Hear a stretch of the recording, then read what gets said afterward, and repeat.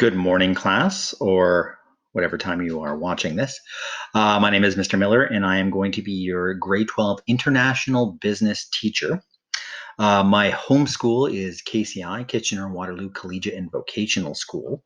But I know many of you are not KCI students, and in fact, the vast majority of you aren't. You are either from our Waterloo Region Public Board or Waterloo Catholic Board, or students from any high school across Ontario. So we have a very diverse group here. Again, I always like to make sure, again, I start by kind of telling you the best way to contact me. It is always via email, especially right now. It's Robert_Miller, Miller with an A, at wrdsb.ca. That is the best way to get in contact with me for a swift response. This is not a quadmestered class. This is a semestered class. And you will be with me from February until June. A little about grade 12 International Business.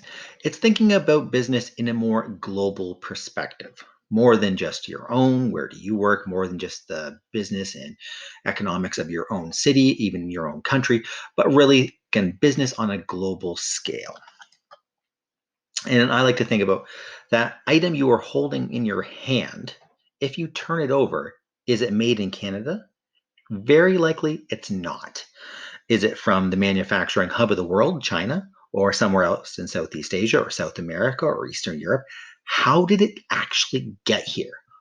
What goes into the logistics of actually bringing something from the other side of the world to Canada? And how does our money go back to them? It's a very complicated process. What kind of organizations impact international business?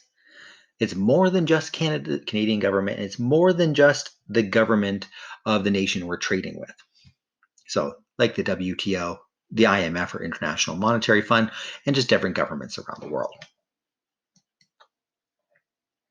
And again, sorry, getting blocked off here. But how does culture and customs impact business? Do all nations around the world do business exactly the same? No. Again, how does Canada differ from even our partners to the south, the United States?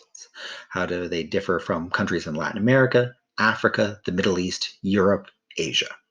Again, we're all different, but we're all trading with each other. Okay, again, I'll show you our website in a second, but I want to make sure you are well aware of how to find your work. That's often the student's first question, and it'll be located in the content. You will be submitting assignments through your Google Drive. Please take the opportunity to make sure you have linked your Google Apps account. I always encourage my students to do that right away if you haven't done so already. I'm probably aware that most of you have done this already. But please make sure you are doing that as quickly as you can. And aside from that, please make sure you are working in either Google Apps or, like say, online Office. Again, the Microsoft package through office.com. I especially don't like my students working using kind of the Apple software packages like Pages, Numbers, and Keynote. Those are great pieces of software, but I don't have a Mac or an iOS device. So please don't hand in anything from Pages or Keynote, please, because I can't open it. And then I do really like Google Apps and Online Office. I use them myself, and it's great because you never lose anything. So please be using them. How to do well in e-learning.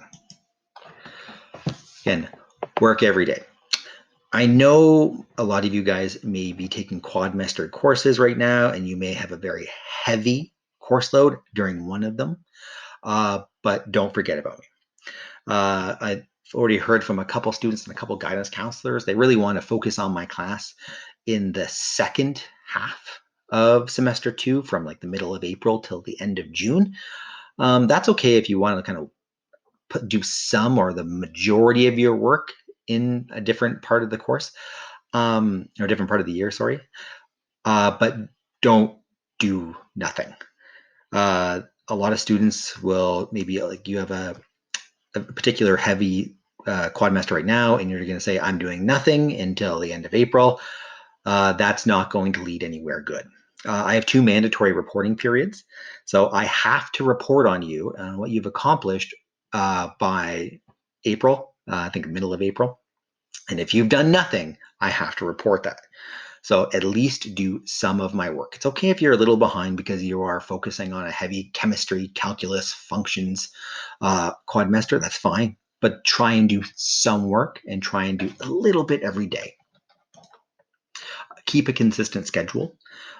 Try and do something every day and just like do it in a specific place. In a usual school year, I'd always encourage my students to go to the library or the cafeteria and work during their spare, but again, try and keep a consistent schedule at your house or wherever you're working.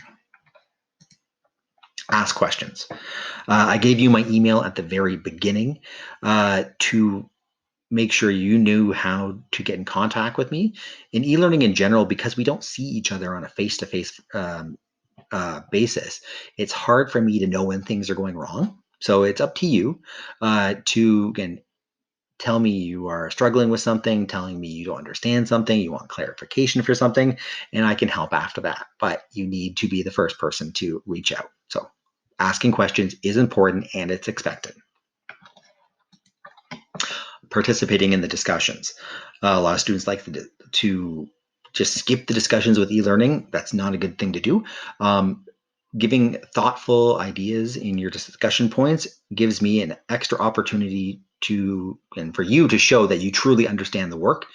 And I can use that in my professional judgment to maybe balance out maybe not the greatest mark on an assignment or a test. So please take advantage of that. And log in or you'll be marked absent. So again, it's not like showing up to class. Please make sure you are showing up by logging in and doing the work. If you don't log in for long enough, unfortunately, you do get kicked out of the class, but that's not going to happen. Okay, I do want to quickly show you our website just so you know where to find the work and where to find the important things. So this is the home page or the course home. This is the newsfeed where you'll find important updates like this video.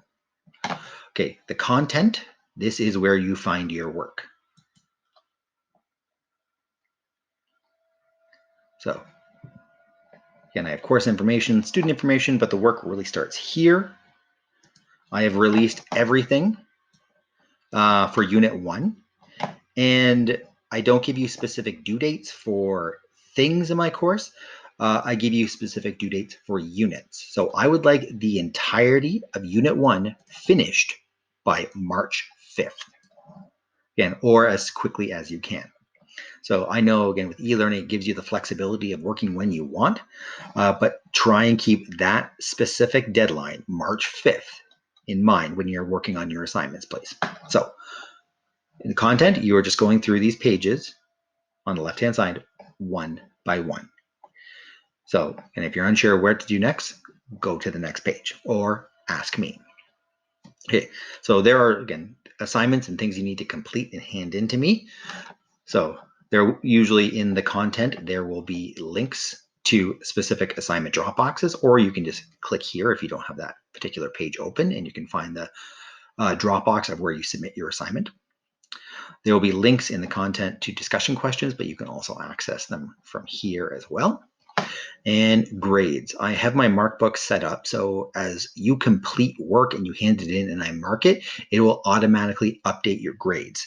And if you want to know how you're doing in Mr. Miller's international business class, this is where you can find it. So again, as long as I've marked it, it'll be up to date. And I try and mark things as quickly as I can. If you have any questions, guys, remember my email.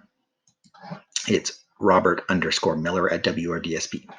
So again, happy working. Have a good day.